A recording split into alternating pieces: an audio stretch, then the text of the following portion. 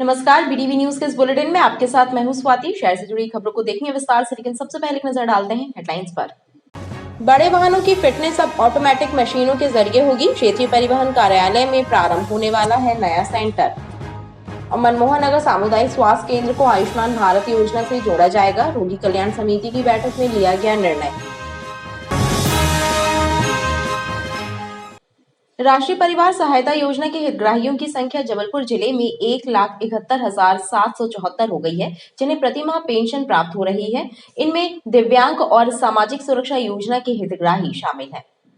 जबलपुर में राष्ट्रीय परिवार सहायता योजना एवं सामाजिक सुरक्षा पेंशन योजना के हितग्राहियों की संख्या 1.5 लाख से बढ़कर 1,71,774 हो गई है। इनमें दिव्यांग पेंशन योजना के हितग्राही एवं वृद्धावस्था पेंशन योजना के हितग्राही भी शामिल हैं। 1,71,074। क्या क्या योजना में लाभ मिल रहा है इनको? इंदिरा गांधी विधवा पेंशन, इंदिरा गांधी राष्ट्रीय वृद्धा पेंशन, इंदिरा गांधी राष्ट्रीय निःशक्त पेंशन, कन्या विवाह पेंशन, मंदबुद्धि मानसिक रूप से अविकसित दिव्यांगजनों को पेंशन, सामाजिक सुरक्षा वृद्धा पेंशन, सामाजिक सुरक्षा परित्यक्ता पेंशन, सामाजिक सुरक्षा दिव्यांग पेंशन, सामाजिक सुरक्षा बाल निःशक्त पेंशन, मुख्यमंत्री अविवाहिता पेंशन। इसमें कितना करीब राशि मिलती है? अगर 600 रुपये पर मंथ। 600 रुपये पर मंथ जी। विवाह में वगैरह में अगर देखा जाए तो विवाह में अगर दोनों दिव्यांग हैं तो 1 लाख, और एक सशक्त और एक निःशक्त है तो 2 लाख रुपये मिलते हैं।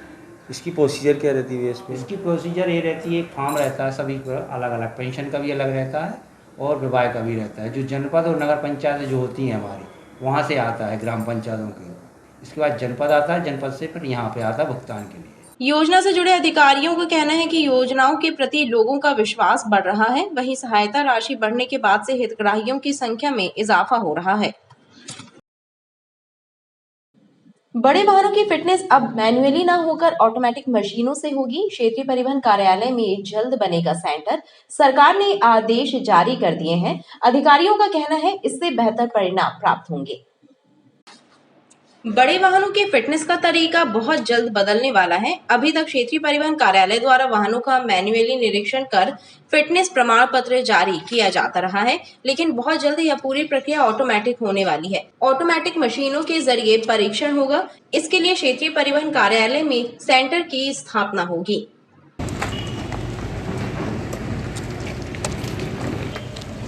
टैंकर लिखा हुआ है तो हम लोग मैनुअल फिटनेस कर रहे हैं। भारत सरकार जल्दी से जल्दी ऑटोमेटिक फिटनेस सेंटर्स स्थापित करने जा रही है और हमारे यहाँ पर भी एक आवेदन प्राप्त हुआ है जिसमें वाहन को मैकेनिकल टेस्टों से गुजरना होगा और कुछ उसमें मैनुअल टेस्ट होते हैं जो हम लोग उसमें लेंगे।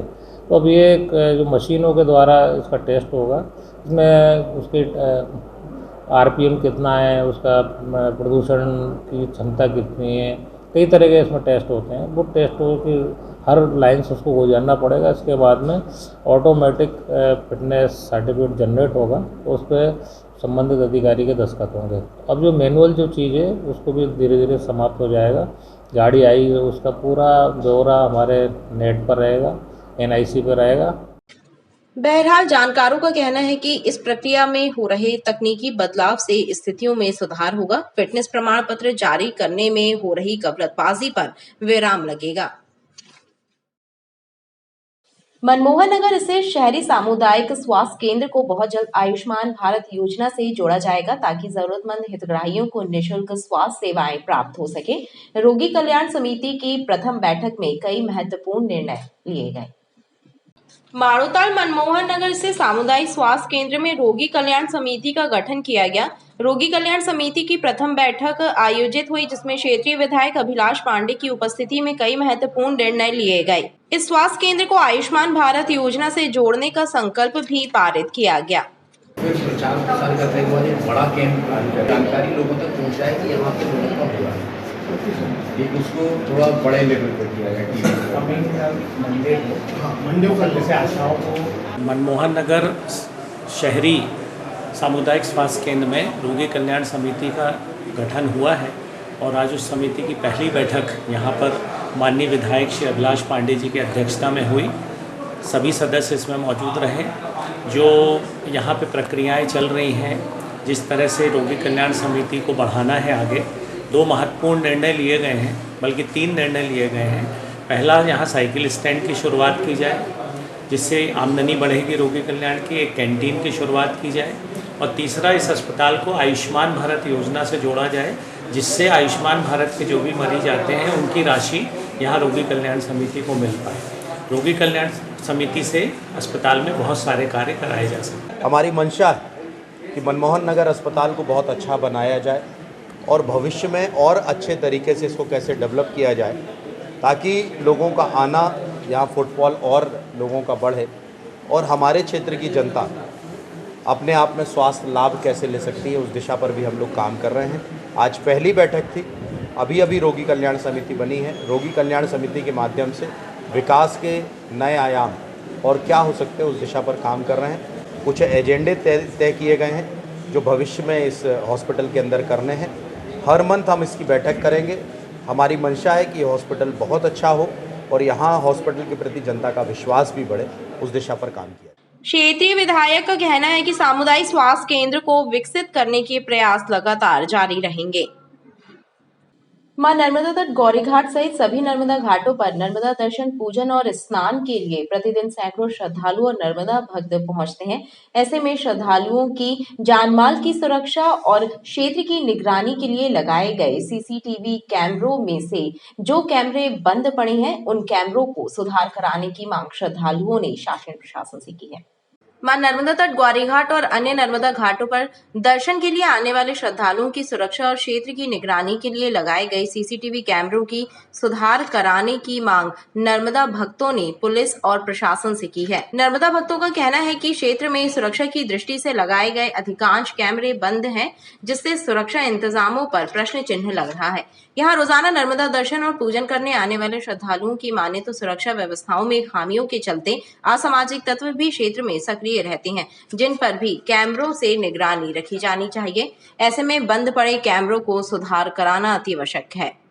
मैंने देखा यहाँ के कई कैमरे, कोई लटका पड़ा है तो कोई बंद है, कोई चालू है।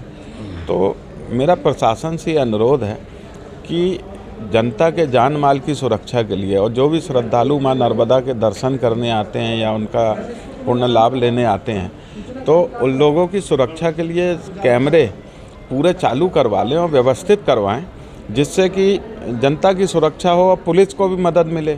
कोई यदि घटना होती है तो पुलिस को काफ़ी सहूलियत रहती सीसी कैमरे चालू रहने से।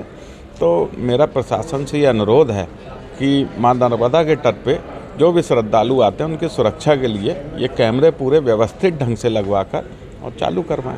सीसीटीवी कैमरे में जो है वो पब्लिक को, अगर कोई चोरी हो जाए सामान तो उसकी जिम्मेदारी कौन लेगा? प्रशासन की है जिम्मेदारी। प्रशासन को इस पर ध्यान देना चाहिए, लेकिन प्रशासन ध्यान नहीं दे रहा। मैं प्रशासन से अनुरोध करता हूँ इस पर ध्यान दीजिए और तत्काल इस पर कार्रवाई करें। नर्मदा तट गौरी घाट के साथ ही जिलहरी घाट और अन्य घाटों पर रहने वाले भिक्षुकों के सत्यापन कराए जाने की मांग भी श्रद्धालुओं ने प्रशासन से की है। जिला कलेक्टर कार्यालय परिसर और उसके आसपास वाहनों की अव्यवस्थित पार्किंग लोगों की परेशानी का कारण बन रही है। बेढंगे तरीके से परिसर और उसके आसपास पार्क किए जा रहे वाहन कार्यालय आने जाने वाले लोगों के लिए मुसीबत का सबब बन रहे हैं। जिला कलेक्टर कार्यालय परिसर और उसके आसपास वाहनों की बेढंगी पार्किंग से कार्यालय आने जाने वाले लोग परेशान हैं। कार्यालय में वाहन स्टैंड की व्यवस्था होने के बाद भी लोग कहीं भी अपने वाहनों को पार्क कर गायब हो जाते हैं। ऐसे में कार्यालय परिसर की व्यवस्थाएं चौपट हो रही हैं और आम नागरिक परेशान हो रहा है। कलेक्ट्रेट परिसर के बाहर लोग 10 रुपये बचाने के चक्कर में अपनी गाड़ियाँ खड़ी कर देते हैं। उससे काफ़ी दिक्कतें भी होती हैं और गाड़ियाँ चोरी भी जा रही हैं।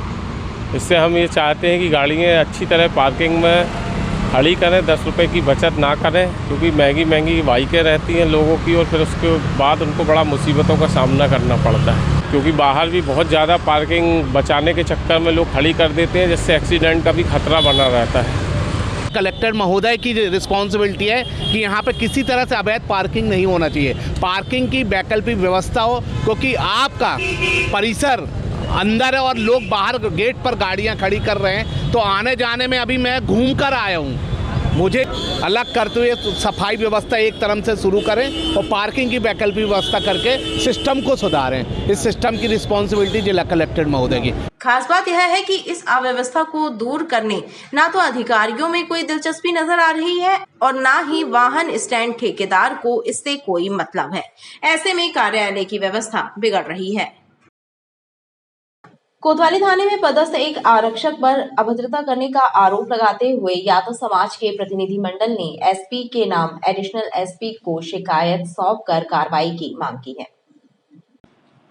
कोतवाली थाने में पदस्थ एक आरक्षक के विरुद्ध यादव समाज के एक प्रतिनिधि मंडल ने additional SP city Priyanka Shukla को एक शिकायत पत्र सौंपा है। समाज के प्रतिनिधियों ने आरक्षक राहुल चौरसिया पर खारी विसर्जन कर लौट रहे एक परिवार के साथ अभद्रता गाली गलौज करते हुए जातिगत रूप से अपमानित करने का आरोप लगाते हुए आरक्षक के विरुद्ध कार्रवाई की मांग की। पीड़ित रजनीश यादव और समाज के युवाओं ने बताया कि पुलिस आरक्षक ने यातायात जांच में फंसे उनके परिवार और बुजुर्गों के साथ अभद्रता की। गाली देते हैं, बहुत ही गंदी गाली से उन्होंने उच्चारण किया और बोलते साइड हो जा नहीं तो तेरे को अभी बेटा अंदर कर दूंगा, जे कर दूंगा। चूँकि हम लोग पीछे थे, ना आगे जाने का कोई रास्ता था ना ही पीछे जाने का कोई रास्ता था, तो मैंने बोला भैया थोड़ा सा रास्ता मिल जाता तो मैं साइड हो जाऊंगा। पर उन्होंने बोला, फिर मैंने बोला कि हम लोग खाड़ी से लौट रहे हैं, हम लोग यादव परिवार से। तो बोलता क्या करूं मैं, तू यादव परिवार से है तो। और समस्त यादव परिवार को भी उन्होंने गाली दी। तो फिर मैंने उनसे कुछ नहीं बोला। एकदम हमारे साथ भी बहुत बुजुर्ग लोग थे, सभी लोग एकदम धर्म सहम गए। तो फिर हम लोग कुछ नहीं बोले। आप क्या चाहते हैं? हम लोग चाहते हैं कि कड़ी से कड़ी कार्रवाई हो और उनको निलंबित कर दिया जाए। उनको बताया भी जा रहा है कि खारी विसर्जन करके लौट रहे हैं हम लोग, उसके बावजूद उन्होंने एक भी बात नहीं सुनी और गालियां दी और ये भी बोला कि हम अलग अलग केस दायर कर देंगे। जाति को भी, हमारे जो यादव समाज है, समाज का भी उनने नाम लिया, तो समाज के प्रति भी उनने मतलब गलत वर्ड यूज़ किए। तो हम चाहते हैं कि उनके ऊपर कठोर कार्रवाई हो, इसीलिए हम लोग यहाँ समाज के लोग एकत्रित हुए हैं। आज हम लोग एसपी कार्यालय में एकत्रित हुए हैं। Additional SP city Priyanka Shukla ने प्रतिनिधि मंडल को आश्वासन दिया है कि जल्द से जल्द इन आरोपों की जांच कराई जाएगी और अगर दोष साबित हुआ तो आरक्षक के विरुद्ध कार्रवाई की जाएगी। कुछ लोगों के द्वारा एक ज्ञापन दिया गया है कि जब ये खारी घाट से लौट रहे थे तब कोतवाली थाने में पदस्थ एक स्टाफ के द्वारा इनसे अभद्रता की गई है। इसमें जांच की जाएगी और अगर वह दोषी पाए जाते हैं तो निश्चित ही उनके खिलाफ जो है अनुशासनात्मक कार्रवाई की जाएगी। समाज के लोगों ने पुलिस अधिकारियों से आरक्षक के निलंबन की मांग की है।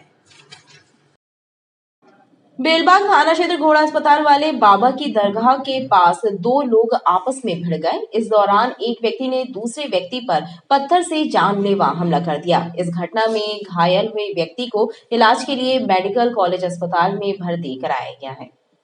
बेलबाग थाना क्षेत्र घोड़ा अस्पताल के पास दो लोगों में टकराव हो गया। इस विवाद के बीच एक व्यक्ति ने कंजर मोहल्ला निवासी राजदत्त जाट पर पत्थर से प्राण घातक हमला कर दिया, जिससे उसे सिर पर गंभीर चोट पहुंची। घटना की जानकारी मिलते ही बेलबाग थाना पुलिस मौके पर पहुंच गई।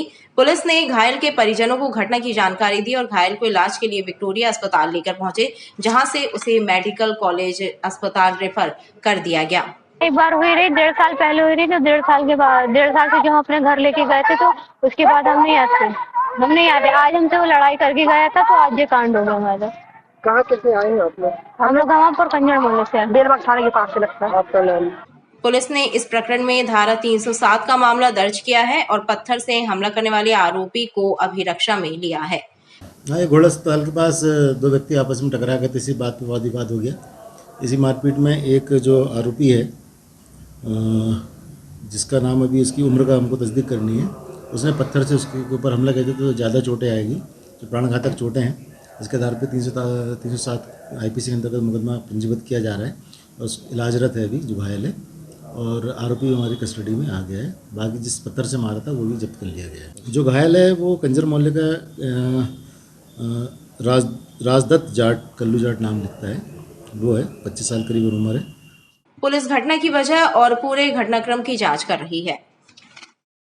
गोरखपुर थाना क्षेत्र शंकर शाह नगर में रहने वाली एक महिला के घर पड़ोसियों के द्वारा हंगामा करने और गाड़ी के कांच तोड़ने का मामला सामने आया है। पीड़ित महिला ने घटना के सीसीटीवी वीडियो पुलिस को उपलब्ध कराते हुए मामले की शिकायत दर्ज कराई है। गोरखपुर थाने के अंतर्गत आने वाले शंकर शाह नगर में रहने वाली एक महिला के घर पड़ोसियों ने न सिर्फ हंगामा किया बल्कि उनकी कार में तोड़फोड़ करते हुए उन्हें जान से मारने की धमकी दी। यह वारदात सीसीटीवी कैमरों में कैद हुई है। पीड़ित महिला ने घटना की शिकायत गोरखपुर थाने में दर्ज कराई है और पुलिस को घटना के सीसीटीवी फुटेज भी उपलब्ध कराए हैं। पुलिस ने वीडियो फुटेज और महिला की शिकायत के आधार पर पड़ोसियों के विरुद्ध विभिन्न धाराओं के तहत प्रकरण दर्ज किया है। वहाँ से लौटे तो हमारा बेटा जैसे कार खड़ा करा तो बाजू में सतीश दास गालियाँ बक रहा था, तो मैं उसको अनसुना करके अंदर आ गई और गेट बंद कर दी। उतने में उसकी पत्नी और संगीता दास आके और खूब गाली बकी और फिर जाके सतीश दास ने लट लेके आया और दरवाज़ा खोलो, गेट खोलो, लात मार के फल करा, पर मैं नहीं निकली, मैं बाहर अंदर थी। उसके बाद में उसका बेटा आया और उसके बेटे ने गेट में लात मारा। उसके बाद में कैमरा तोड़ा और कार को पत्थर से तोड़ा, पत्थर मार के तोड़ दिया और कार का सब कांच टूट गया है। तो घर के अंदर घुसने की कोशिश किया और सर ये इन लोग हमको बहुत धमका के रखते हैं, हमारे मेरे बेटा और मेरी जान को खतरा है। शंकर शाह नगर में एक महिला रहती हैं और उन्हीं के पड़ोसी हैं क्षितिज दास और सतीश दास। इनके द्वारा कल गाड़ी में तोड़फोड़ डंडों के द्वारा की गई है एवं गाली गुप्तार की गई है, जिसका वीडियो प्रार्थी के द्वारा प्रस्तुत किया गया है। प्रथम दृष्टया उस वीडियो को देखने के बाद जो है धमकी देना एवं वाहन में तोड़फोड़ करना के साक्ष्य पाए गए, जिस पर थाना गोरखपुर में अपराध पंजीबद्ध कर विवेचना की जा रही है। उसमें जांच करके और उनको विधिवत कानून सम्मत नोटिस दे करके चालान न्यायालय प्रस्तुत किया जाएगा। पुलिस का कहना है कि मामला गाड़ी खड़ी करने के विवाद से जुड़ा हुआ प्रतीत हो रहा है, जिसकी जांच जारी है। खबरें लगातार जारी हैं, आप देखते रहिए BTV न्यूज़।